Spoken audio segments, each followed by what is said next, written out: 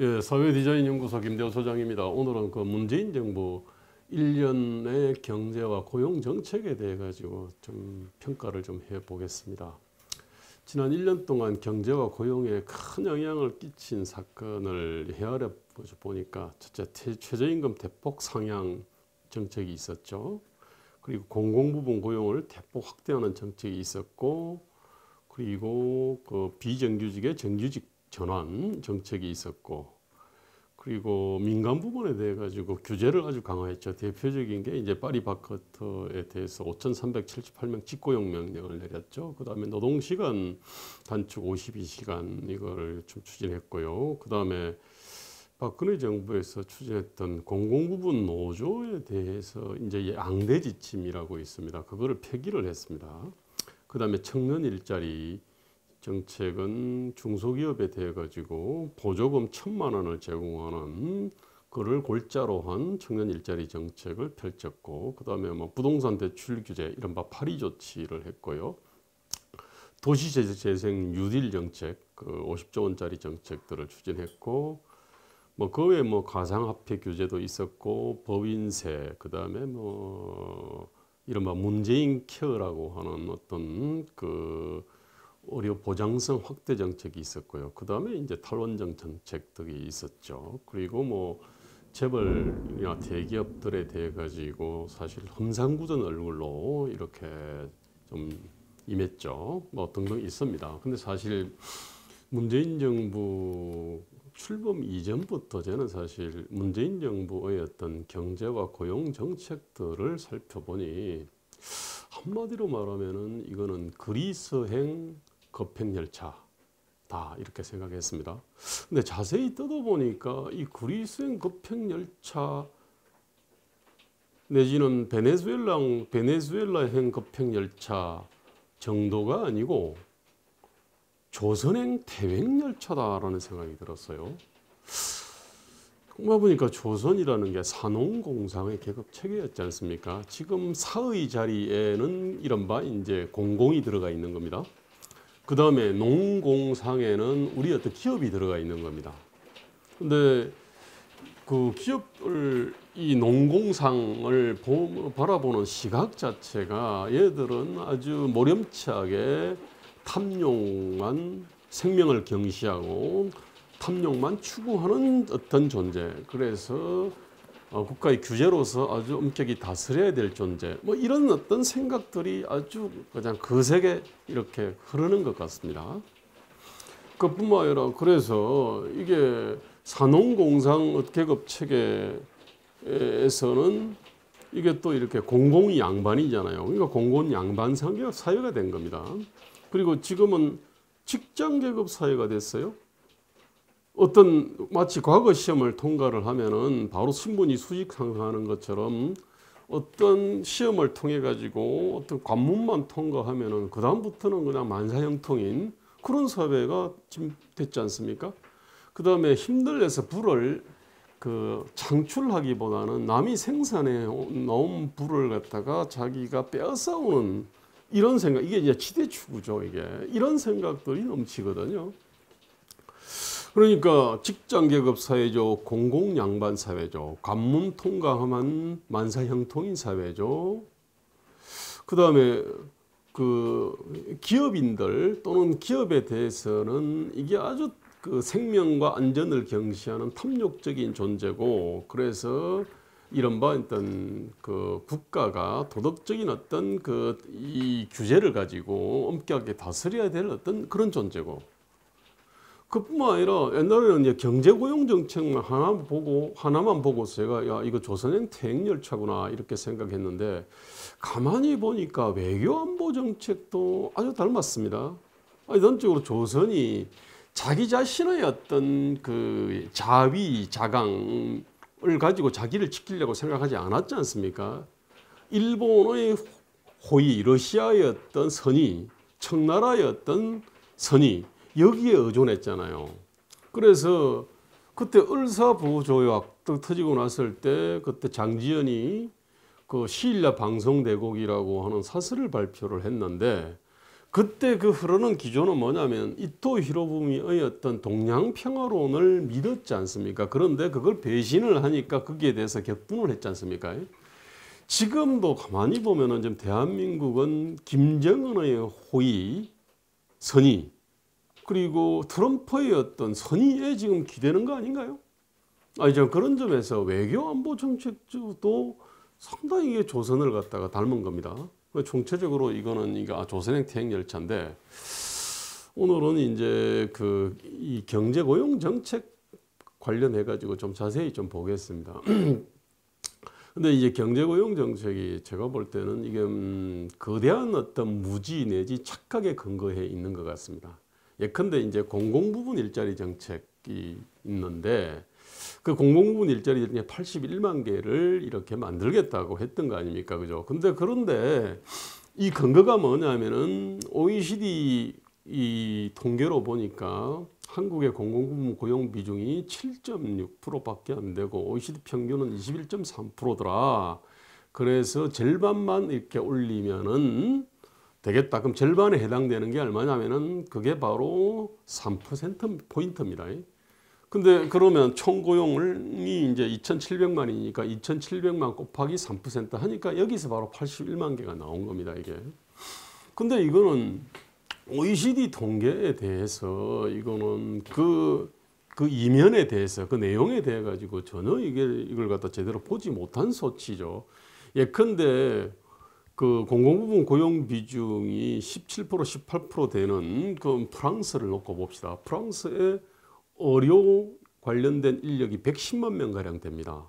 근데 이게 다 거의 공공부문으로 잡혀 있습니다. 1인당 평균 임금은 1인당 GDP의 한 1.2배 내지 1.3배 수준인 겁니다, 이게. 근데 한국도 의료 인력이 한 100만 명은 될 겁니다. 그런데 우리는 이게 대부분 민간 부분으로 지금 되어 있지 않습니까? 이거는 의료 시스템의 차이로 인한 거죠. 그런데 그런 거를 갖다가 덮어놓고서 우리가 공공부문 고용이 적고 공공고용이 적으니까 공공성 수준이 낮다, 아마 이런 도식들을 갖다가 만들어낸 것 같아요. 게다가 한국에서 공공부문 종사자가 되는 것은 사실은 청년들의 로망입니다. 왜냐하면 하는 일에 비해 가지고 월등히 높은 임금, 그 다음에 안정된 고용, 두터운 기업복지가 다 주어지는 거니까요. 실제로 우리 한국의 공공부문의 어떤 그 임금 수준은 1인당 GDP의 한 2배 정도 될 겁니다. 프랑스하고 전혀 다릅니다, 이게. 우리한테는 공공 양반이지만 프랑스에서는 전혀 그렇지가 않습니다. 이런 엄청난 차이를 그냥 사상해버리고 단순 통계만 갖고 공공부문이 81만 개라고 하는 엄청난 재정이 들어가는 정책들을 이렇게 시행을 한 거죠. 이건 제가 볼 때는 정말 한국 어떤 이 현대사에서 그 정말 무지와 착각에 근거해서 만들어낸 어떤 정책 실패의 어떤 기념비가 되지 않을까, 저는 이렇게 생각합니다. 그 다음에 노동조합 관련된 정책들도 봅시다. 이게 그 선진국에서도 노동조합을 그냥 트레이드 유니언이라 그럽니다. 한국도 트레이드 유니언이니까 뭐 비슷비슷한 게 아니냐 이렇게 생각하기 쉬운데, 선진국에서의 노동조합이라고 하는 거는 기본적으로 직무에 따른 기업 횡단적인 근로조건의 표준을 정하는 겁니다. 이게 바로 공정가격인 겁니다, 사실은. 근데 이제 이런 공정가격, 기업 횡단적인 근로조건의 표준이 있으면은, 그러면은 교섭력이 약한 중소기업이라든지 영세기업의 노동자들이 이익을 봅니다. 그렇기 때문에 노동상권을 헌법에 보장을 해 놓은 겁니다, 이게. 그런데 한국의 노동조합은 뭐 문의는 산별일 수도 있습니다. 그렇지만은 기본적으로 근로조건은 기업 단위 교섭에 의해서 정해지는 겁니다. 그래서 기업 횡단적인 근로조건의 표준을 정한다라고 하는 개념 자체가 아예 없습니다. 단결하면 힘생기고 투쟁하면 쟁취한다 해서 근로조건은 좋으면 좋을수록 높으면 높을수록 좋다고 생각하는 겁니다, 이게. 그리고 이게 다 어떤 힘 있는 슈퍼갑기업이나 갑기업에 존재합니다. 사실은 대부분은 공공부문입니다. 공공부문이거나 규제산업이거나 독과점 대기업이거나, 이게 지금 한국의 노동조합 운동의 95%는 다 이런 데 있습니다, 이게. 자, 여기서 자신의 어떤 힘을 가지고 근로조건을 갖다가 쭉 끌어올리니까 하는 일에 비해서 월등한 근로조건을 이쪽은 누릴 수는 있습니다. 자, 그렇게 되니까 여기에 필요한 어떤 잉여는 협력업체들을 갖다가 빨아먹거나 아니면 소비자를 빨아먹거나 아니면은 세금 내는 국민들을 빨아먹는 형태로 해가지고 이 근로조건이 올라간 거지 않습니까? 그래서 여기서는 해고는 살인이 됩니다. 근데 협력업체는 해고 일상이죠. 그죠? 청년들한테는 해고는 꿈입니다. 취업이 돼야 해고라도 당할 수가 있기 때문에. 근데 이런 어떤 지극히 기형적인 존재인 노동조합을 이걸 갖다가 사실은 일종의 연정과 협치를 하는 것 아닙니까? 지금 방송법 개정안에도 보면은 그 편성위원회 이게 나옵니다. 그 노사동수로 구성한다 돼 있는 거고 사실은 이거는 공영방송을 노영방송으로 만드는 겁니다. 근데 여기서 어떤 노조라는 거 하는 거는 이건 서구 노조하고는 전혀 다른 존재인 겁니다. 이게 거대한 어떤 지대추구 집단한테 이 국가의 어떤 기관 인프라인 어떤 방송을 통째로 준다. 이 컨셉이 되는 겁니다. 이게. 게다가 이것도 제가 볼 때는 거대한 착각인지 무진지는 잘 모르겠습니다. 이게. 어쩌면 사기인지도 모르죠. 그 다음에 우리 어떤 정규직과 비정규직 문제도 그렇습니다. 비정규직이 뭐냐? 정규직이 아닌 존재지 않습니까? 그죠? 근데 이게 딱 느낌이 그렇습니다. 아, 정규직은 정상, 비정규직은 비정상. 말 자체에 그냥 그게 딱 뉘앙스가 들어가 있지 않습니까? 그럼 정규직이 어떤 존재냐? 자, 주 40시간 이상의 근로시간 보장을 해야 되겠죠. 그죠? 그 다음에 정년보장이라는 게 딱 있습니다. 자, 이건 대체로 공통입니다. 정년제도가 있는 나라에서는. 그런데 문제는 한국은 중간에 정리하고 징계하고 외에는 사실은 내보낼 수 있는 방법이 없습니다. 특히 해고를 살인이라고 여기는 좋은 직장은 그렇습니다. 이게 다른 나라하고 다른 겁니다. 강광 고용보장 이게 하나가 있는 거예요. 또 하나는 우리는 연공임금 체계를 갖고 있지 않습니까? 그죠? 건성연수에 따라서 이게 임금이 쭉 올라가는 이 구조를 갖고 있습니다. 그 다음에 두터운 기업 복지가 있습니다. 당장 우리 여의도만 하더라도 저기 중소기업 이 중앙에 보면은 그 어린이집이 있어요. 이게 그 직장 어린이집을 갖다 의무화했기 때문에 그렇습니다. 그것도 기업 규모에 따라 가지고 그 대기업 사업장에 이제 그걸 의무화하고 그러다 보니까 저 시골 가면은 시골 군청에만 직장 어린이집이 있는 경우가 많습니다. 그러니까 이를테면은 이런 기업 복지도 다른 나라에 별로 없는 겁니다. 이게 그러니까 한국의 어떤 이 정규직이라고 하는 존재는 주 40시간 이상의 어떤 근로시간을 정년까지 보장하는 이거 외에 연공임금 체계라고 하는 것, 그 다음에 강광고용보장이라고 하는 것, 두터운 기업복지라고 하는 것, 이 세 가지가 다 같이 붙어 있는 겁니다. 이 5개가 같이 붙어 있는 겁니다. 그래서 이거 세계적 기형입니다. 사실은 이게. 게다가 지금 이 공공양반사회, 직장계급사회다 보니까 공공 부분에 정규직이라고 하는 거는 기형의 기형입니다. 이게. 근데 이거를 갖다가 여기서는 비정규직을 제로화하겠다. 참 기가 막힐 얘기입니다. 사실은 이게. 이것도 여기서 제가 볼 때는 공공 부분과 정규직에 대한 거대한 착각, 무지, 사기 이것이 아마 겹치지 않았나 이렇게 생각됩니다. 이게. 그 다음에 최저임금이라는 것들도 사실 그렇습니다. 우리가 지금 7,530원으로 돼 있습니다. 그런데 다른 나라에 주휴수당이 없습니다. 5일 근무하면은 그냥 하루는 바로 쳐주지 않습니까? 그러면은 그까지 감안하면 이미 우리가 9,036원 정도 됩니다. 이미. 거기다가 상여금하고 식대가 빠져 있지 않습니까? 그럼 그까지 감안하면 이미 1만 원이 돼 있는 겁니다. 이게. 자, 게다가 이미 우리가 지금 다른 나라 어떤 소득 수준에 비해서 우리가 비교를 해보면 우리가 최저임금이 월등히 사실은 높습니다. 이게 이미 높은데 여기서 더 1만 원을 가겠다. 지금 7,530원밖에 안 되니까 이건 미친 얘기입니다. 이거. 게다가 우리 어떤 그 임금 체계가 또 문제가 있습니다. 우리는 기본적으로 기본급이 낮지 않습니까? 그죠? 그러면 거기다가 일단 이 여러 가지 그 할증률 50%짜리 할증률을 가진 어떤 연장 근로가 얹어져 있는 겁니다. 그죠? 그다음에 상여금 10대들이 쭉 있습니다. 그다음에 해마다 근속 연수에 따라서 임금이 쭉 올라가는 그런 구조를 갖고 있는 겁니다. 이런 구조를 갖고 있기 때문에 최저임금이 실제로 연봉 4,500만 원, 4,600만 원 받는 사람들이 최저임금에 걸리는 사람들이 아주 많습니다, 사실은. 그래서 이것도 최저임금 관련해서 한국의 어떤 고용임금 체계를 이거를 알고도 한 건지 이 짓을 한 건지 몰라서 한 건지를 잘 모르겠습니다.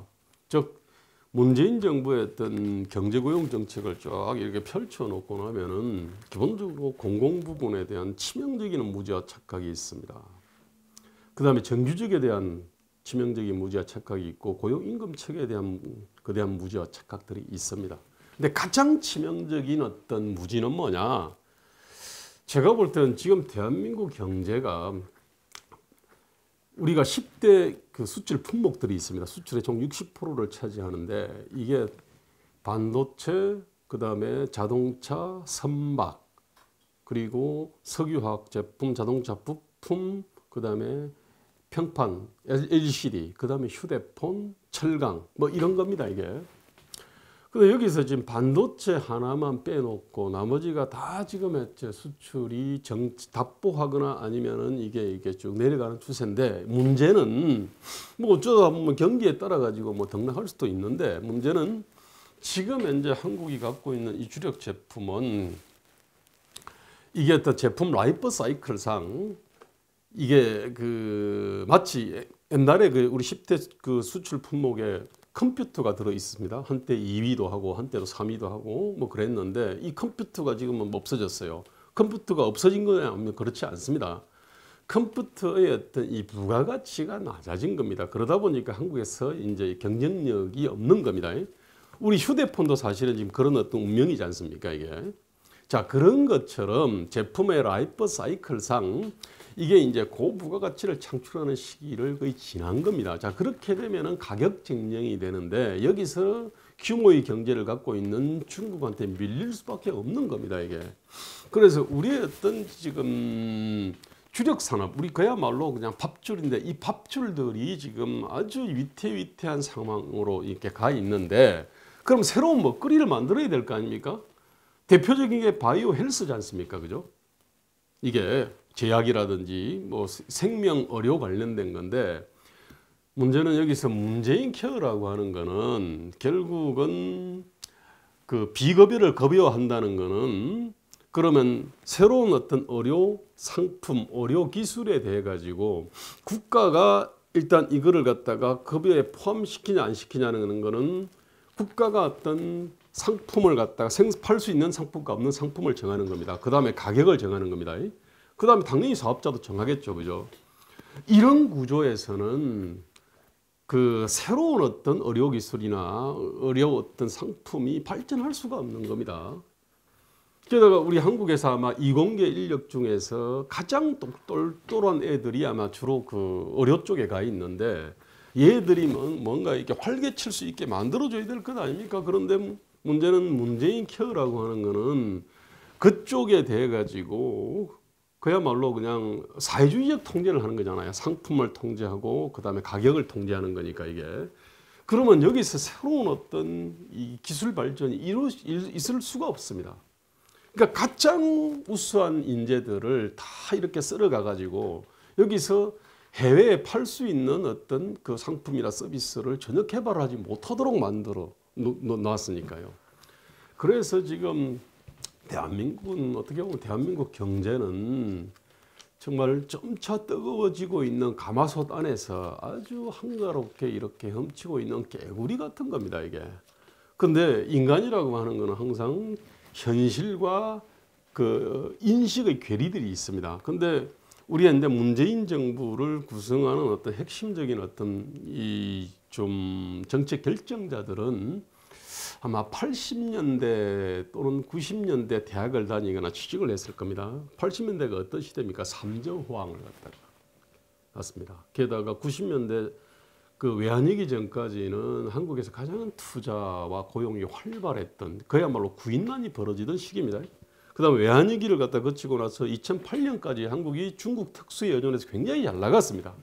자, 그러다 보니까 경제와 관련된 경제는 그냥 알아서 이렇게 잘 가는 거고, 그리고 재벌 대기업으로의 어떤 경제력 집중이 문제니까 이것만 신경 쓰면 된다 이런 겁니다. 그러면서 뭐 동방성장 담론 나오고 재벌 대기업으로의 경제력 집중 문제 이를 어떻게 억제할 거냐. 그러면서 이제 뭐 경제 민주화 담론 나오고 이런 겁니다. 이게 즉 뭐냐면은 지금 한국 현실은 이게 지금 경제력 집중이 문제가 아닙니다. 사실은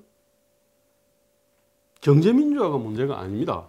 전혀 문제가 아니라는 게 아니라 우리의 어떤 시장 생태계 자체가 완전히 어떻게 보면은 이게 말라 비틀어지고 있는 겁니다. 우리의 어떤 밥그릇 자체 생명선이 지금 완전히 메말라가고 있는 겁니다. 아니, 기존에 있는 것들은 우리의 어떤 밥줄은 사라지는데 새로운 먹거리, 새로운 밥줄은 만들어지지도 않고 만들어지기 점점 어렵게 만들고 있는 겁니다. 물론 이거 문재인 정부의 탓은 아닙니다. 어떻게 보면 지난 20년 동안 우리 고도성장 어떤 시스템을 우리가 거칠게 수술을 한 겁니다. 외환위기를 계기로 해서 굉장히 그게 거친 수술이었습니다. 사실. 그러면 계속 그 부분에 대해서 보완을 했어야 되는데 보완을 안 한 겁니다. 문제는 노무현 정부 그랬습니다. 근데 이명박 박근혜 정부라 그래가지고 그걸 크게 손대지를 않은 겁니다. 사실은. 그래서 지금 대한민국 경제는 마치 그 당뇨라든지 그 어떤 노화 같이 만성병에 걸려 있는 겁니다. 이전에는 활발했던 시절에는 그때 일시적으로 어떻게 보면 외환위기라고 하는 급성병이 온 겁니다. 사실은. 근데 지금은 만성병이 걸려 있는 상태고 그래서 정말 치료가 더 힘든데 문제는 문재인 정부는 이 만성 질환을 훨씬 빠른 속도로 악화시키는 정부인 것 같습니다. 참 그런 점에서 대한민국의 경제와 고용을 보고 있으면 정말 기가 막힙니다. 어떻게 이렇게 우리 그 청년들한테 이렇게 잔혹할 수 있을까? 정말 청년들한테는 정말 기회와 희망이 없어도 너무 없는 것 같아요. 지난 20년 동안 사실 그래 왔는데 지금 앞으로 향후 어떤 펼쳐질 어떤 경제 고용 상황은 제가 가히 지옥이라고 해도 과언이 아닐 것 같습니다. 자, 그런 점에서 문제는 사실은 결국은 대한 세력 아니겠습니까? 그죠? 지금 이 부분 문재인 정부에 대해서 아무리 비판을 해도 그러면 당신들 그러면 보수정부 9년 동안 당신들은 뭐 했냐? 사실은 규제개혁 얘기했지만은 그냥 뭐 일종의 면피용 비슷했죠. 생색내기였지 않습니까? 노동개혁, 공공개혁 한다 그랬는데도 역시 생색내기 수준이었거든요. 사실. 그렇기 때문에 여기에 대해서 할 말이 없는 겁니다. 전 그런 점에서 이거는 새로운 어떤 이 정치 주체가 새로운 국정 비전을 가지고 국정 운영 능력을 가진 그런 새로운 정치 주체가 나오지 않으면 안 된다. 이렇게 생각을 합니다. 그랬습니다. 2008년, 9년에 참 저희가 그때 참여정부 어떤 성과 한계 오류, 즉 평가를 참 많이 했습니다. 그때 참여정부 다 끝나고 났습니다. 사실은. 지금 제가 볼 때는 보수 진영은 이명박 박근혜 9년에 대한 어떤 그 평가와 문재인 정부의 1년에 대한 평가가 같이 이루어져야 된다고 생각합니다.